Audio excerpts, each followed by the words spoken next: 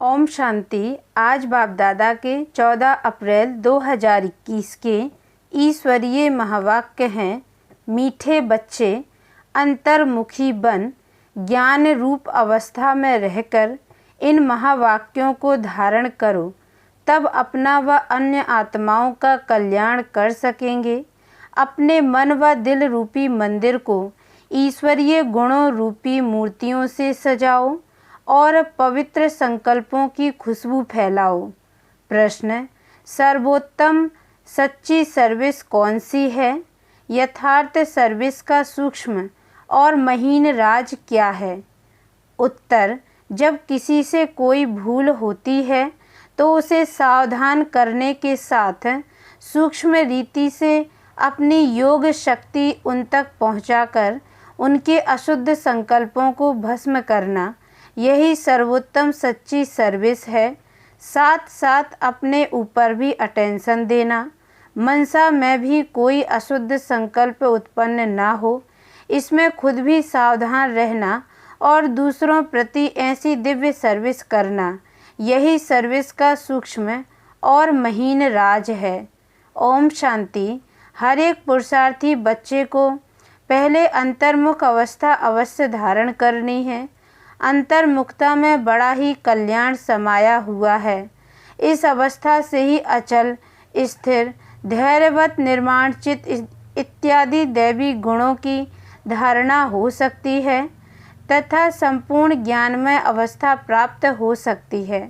अंतर्मुख न होने के कारण वह संपूर्ण ज्ञान रूप अवस्था नहीं प्राप्त होती, क्योंकि जो भी कुछ महावाक्य सम्मुख सुने जाते हैं, अगर उसे गहराई में जाकर ग्रहण नहीं करते, सिर्फ उन महावाक्यों को सुनकर रिपीट कर देते हैं, तो वह महावाक्य वाक्य हो जाते हैं। जो ज्ञान रूप अवस्था में रहकर महावाक्य नहीं सुने जाते, उन महावाक्यों पर माया का परछाया पड़ जाता है। अब ऐसी माया के अशुद्ध वाइब्रेशन से भरे हुए महावाक्य सुनकर सिर्फ रिपीट करने से खुद सहित औरों का कल्याण होने के बदले अकल्याण हो जाता है। इसलिए हे बच्चों, एकदम अंतर्मुखी बन जाओ। आपका यह मन मंदिर सदृश है।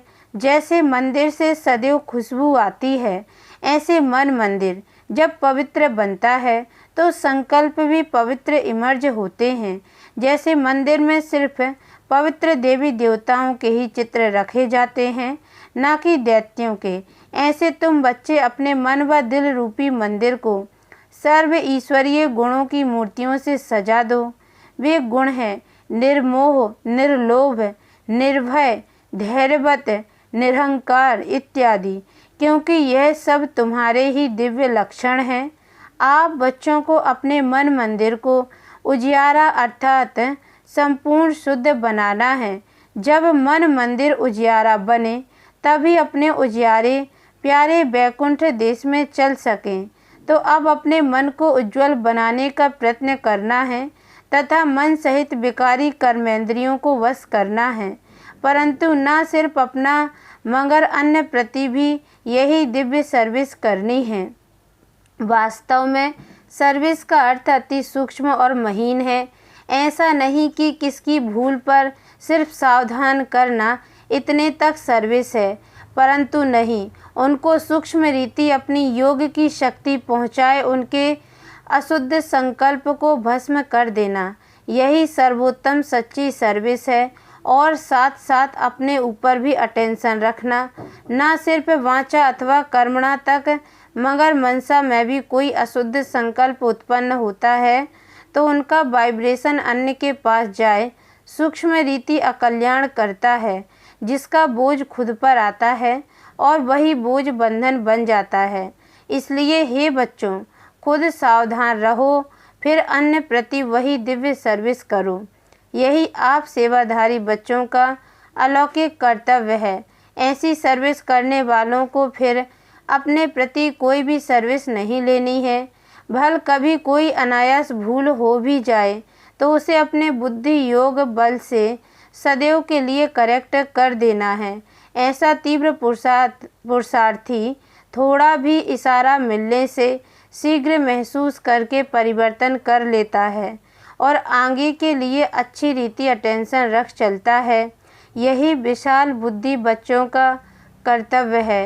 हे मेरे प्राणों, परमात्मा द्वारा रचे हुए इस अविनाशी राजस्व ज्ञान यज्ञ प्रति तन मन धन को संपूर्ण रीति से स्वाहा करने का राज बहुत महीन है। जिस घड़ी आप कहते हो कि मैं तन मन धन सहित यज्ञ में स्वाहा अर्थात अर्पण हो मर चुका, उस घड़ी से लेकर अपना कुछ भी नहीं रहता। उसमें भी पहले तन मन को संपूर्ण रीति से सर्विस में लगाना है। जब सब कुछ यज्ञ अथवा परमात्मा के प्रति है तो फिर अपने प्रति कुछ रह नहीं सकता। धन भी व्यर्थ नहीं गवा सकते, मन भी अशुद्ध संकल्प विकल्प तरफ दौड़ नहीं सकता, क्योंकि परमात्मा को अर्पण कर दिया है।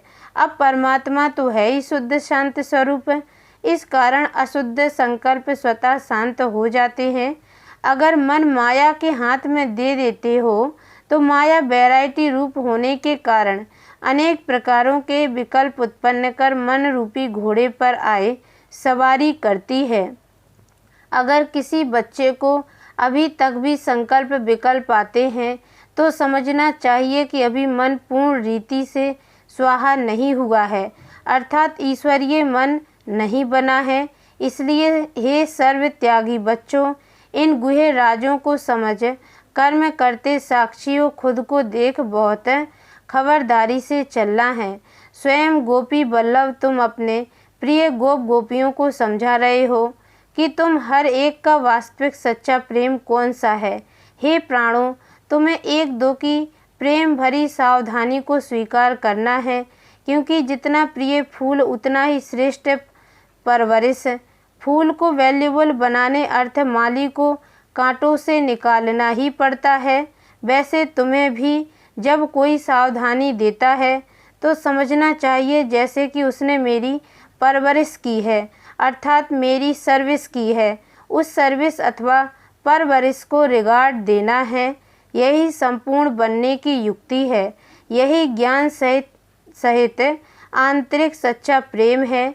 इस दिव्य प्रेम में एक दो के लिए बहुत रिगार्ड होना चाहिए। हर एक बात में पहले खुद को ही सावधान करना है। यही निर्माणचित अति मधुर अवस्था है। ऐसे प्रेम पूर्वक चलने से तुम्हें जैसे यहाँ ही वे सत्युग के सुहावने दिन आंतरिक महसूस होंगे, वहाँ तो यह प्रेम नेचुरल रहता है। परंतु इस संगम के स्वीटेस्ट समय पर एक दो के लिए सर्विस करने का यह अति मीठा रमणीक प्रेम है। यही शुद्ध प्रेम जग में गाया हुआ है। तुम हरेक चैतन्य फूलों को हरदम हर्षित मुख हो रहना है, क्योंकि निश्चय बुद्धि होने के कारण तुम्हारी नस नस में संपूर्ण ईश्वरीय ताकत समाई हुई है। ऐसी आकर्षण शक्ति अपना दिव्य चमत्कार अवश्य निकालती है। जैसे छोटे निर्दोष बच्चे शुद्ध पवित्र प्रेम होने के कारण सदैव हंसते रहते हैं और अपने रमणीक चरित्र से सबको बहुत खींचते हैं, वैसे तुम हरेक की ऐसी ईश्वरीय रमणीक जीवन होनी चाहिए। इसके लिए तुम्हें किसी भी युक्ति से अपने आसुरी स्वभावों पर जीत प्राप्त करनी है। जब कोई को देखो कि यह क्रोध विकार के बस हो मेरे सामने आता है, तो उनके सामने ज्ञान रूप हो बचपन की मीठी रीति से मुस्कुराते रहो, तो वह खुद शांतचित्त हो जाएगा, अर्थात विस्मृति स्वरूप से स्मृति में आ जाएगा। भल उनको पता ना भी पड़े, लेकिन सूक्ष्म रीति से उनके ऊपर जीत पाकर मालिक बन जाना, यही मालिक और बालकपन की सर्वोच्च शिरोमणि विधि है। ईश्वर जैसे संपूर्ण ज्ञान रूप वैसे फिर संपूर्ण प्रेम रूप भी है। ईश्वर में दोनों ही क्वालिटीज समाई हुई हैं, परंतु फर्स्ट ज्ञान सेकंड प्रेम। अगर कोई पहले ज्ञान रूप बनने बगैर सिर्फ प्रेम रूप बन जाता है तो वह प्रेम अशुद्ध खाते में ले जाता है। इसलिए प्रेम को मर्ज कर पहले ज्ञान रूप बन भिन्न भिन्न रूपों में आई हुई माया पर जीत पाकर पीछे प्रेम रूप बनना है। अगर ज्ञान बगैर प्रेम में आए तो कहाँ विचलित भी हो जाएंगे। जैसे अगर कोई ज्ञान रूप बनने बगैर ध्यान में जाते हैं तो कई बार माया में फंस जाते हैं। इसलिए बाबा कहते हैं, बच्चे, यह ध्यान भी एक सूत की जंजीर है, परंतु ज्ञान रूप बन पीछे ध्यान में जाने से अति मौज का अनुभव होता है। तो पहले है ज्ञान, पीछे है ध्यान। ध्यानिष्ठ अवस्था से ज्ञानिष्ठ अवस्था श्रेष्ठ है। इसलिए हे बच्चों, पहले ज्ञान रूप बन, फिर प्रेम इमर्ज करना है।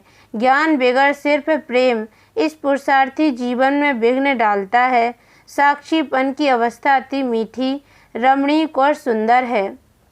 इस अवस्था पर ही आगे की जीवन का सारा मदार है। जैसे कोई के पास कोई शारीरिक भोगना आती है, उस समय अगर वह साक्षी सुख रूप अवस्था में उपस्थित हो उसे भोगता है तो पास्ट कर्मों को भोग चुकतू भी करता है और साथ साथ फ्यूचर के लिए सुख का हिसाब भी बनाता है। तो यह साक्षीपन की सुख स्वरूप अवस्था पास्ट और फ्यूचर दोनों से कनेक्शन रखती है। तो इस राज को समझने से कोई भी ऐसे नहीं कहेगा कि मेरा यह सुहावना समय सिर्फ चुकतू करने में चला गया। नहीं, यही सुहावना पुरुषार्थ का समय है, जिस समय दोनों कार्य संपूर्ण रीति सिद्ध होते हैं। ऐसे दोनों कार्य को सिद्ध करने वाला तीव्र पुरुषार्थी ही अतीन्द्रिय सुख व आनंद के अनुभव में रहता है। इस वैरायटी विराट ड्रामा की हर एक बात में तुम बच्चों को संपूर्ण निश्चय होना चाहिए, क्योंकि यह बना बनाया ड्रामा बिल्कुल वफादार है। देखो, यह ड्रामा हर एक जीव प्राणी से उनका पार्ट पूर्ण रीति से बजवाता है। भल कोई रॉन्ग है तो वह रॉन्ग पार्ट भी पूर्ण रीति से बजाता है। यह भी ड्रामा की नूंद है। जब रॉन्ग और राइट दोनों ही प्लान में नूंधे हुए हैं तो फिर कोई बात में संशय उठाना यह ज्ञान नहीं है, क्योंकि हर एक एक्टर अपना अपना पार्ट बजा रहा है। जैसे बाइस्कोप में अनेक भिन्न भिन्न नाम रूपधारी एक्टर्स अपनी अपनी एक्टिंग करते हैं, तो उनको देख किससे नफरत आवे और किससे हर्षित होवे, ऐसा नहीं होता है। पता है कि यह एक खेल है जिसमें हर एक को अपना अपना गुड व बैड पार्ट मिला हुआ है। वैसे ही इस अनादि बने हुए बाइस्कोप को भी साक्षी हो, एक रस अवस्था से हर्षित मुख हो देखते रहना है। संगठन में यह पॉइंट बहुत अच्छी रीति धारण करनी है। एक दो को ईश्वरीय रूप से देखना है, महसूसता का ज्ञान उठाए, सर्व ईश्वरीय गुणों की धारणा करनी है। अपने लक्ष्य स्वरूप की स्मृति से शांत चित्त, निर्माण चित्त, धैर्यवत, मिठास, शीतलता इत्यादि सर्व दैवी गुण इमर्ज करने हैं। धैर्यवत अवस्था धारण करने का मुख्य फाउंडेशन है वेट एंड सी। हे मेरे प्रिय बच्चों, वेट अर्थात धैर्य धरना, सी अर्थात देखना। अपने दिल भीतर पहले धैर्यवत गुण धारण कर उसके बाद फिर बाहर में विराट ड्रामा को साक्षियों देखना है। जब तक कोई भी राज सुनने का समय समीप आवे तब तक धैर्यवत गुण की धारणा करनी है। समय आने पर उस धैर्यता के गुण से राज सुनने में कभी भी विचलित नहीं होंगे। इसलिए हे पुरुषार्थी प्राणों, जरा ठहरो और आगे बढ़कर राज देखते चलो। इस ही धैर्यवत अवस्था से सारा कर्तव्य संपूर्ण रीति से सिद्ध होता है। यह गुण निश्चय से बांधा हुआ है। ऐसे निश्चय बुद्धि साक्षी दृष्टा हो, हर खेल को हर्षित चेहरे से देखते आंतरिक धैर्यवत और अडोल चित रहते हैं। यही ज्ञान की परिपक्व अवस्था है जो अंत में संपूर्णता के समय प्रैक्टिकल में रहती है। इसलिए बहुत समय से लेकर इस साक्षीपन की अवस्था में स्थित रहने का परिश्रम करना है। जैसे नाटक में एक्टर को अपना मिला हुआ पार्ट पूर्ण बजाने अर्थात आगे से ही रिहर्सल करनी पड़ती है, वैसे तुम प्रिय फूलों को भी आने वाली भारी परीक्षाओं से योग बल द्वारा पास होने के लिए आगे से ही रिहर्सल अवश्य करनी है। लेकिन बहुत समय से लेकर अगर यह पुरुषार्थ किया हुआ नहीं होगा तो उस समय घबराहट में फेल हो जाएंगे। इसलिए पहला अपना ईश्वरीय फाउंडेशन पक्का रख दैवी गुणधारी बन जाना है। ज्ञान स्वरूप स्थिति में स्थित रहने से स्वतः शांत रूप अवस्था हो जाती है। जब ज्ञानी तु आत्मा बच्चे इकट्ठे बैठकर मुरली सुनते हैं तो चारों तरफ शांति का वायुमंडल बन जाता है, क्योंकि वे कुछ भी महावाक्य सुनते हैं तो आंतरिक डीप चले जाते हैं। डीप जाने के कारण आंतरिक उन्हों को शांति की मीठी महसूसता होती है। अब इसके लिए कोई खास बैठकर मेहनत नहीं करनी है, परंतु ज्ञान की अवस्था में स्थित रहने से यह गुण अनायास ही आ जाता है। तुम बच्चे जब सवेरे सवेरे उठकर एकांत में बैठते हो तो शुद्ध विचारों रूपी लहरें उत्पन्न होती हैं। उस समय बहुत उपराम अवस्था होनी चाहिए। फिर अपने निज शुद्ध संकल्प में स्थित होने से अन्य सब संकल्प आपे ही शांत हो जाएंगे और मन अमन हो जाएगा, क्योंकि मन को वश करने अर्थ भी कोई ताकत तो अवश्य चाहिए। इसलिए पहले अपने लक्ष्य स्वरूप के शुद्ध संकल्प को धारण करो। जब आंतरिक बुद्धि योग कायदे प्रमाण होगा तो तुम्हारी यह निर्संकल्प अवस्था स्वतः हो जाएगी।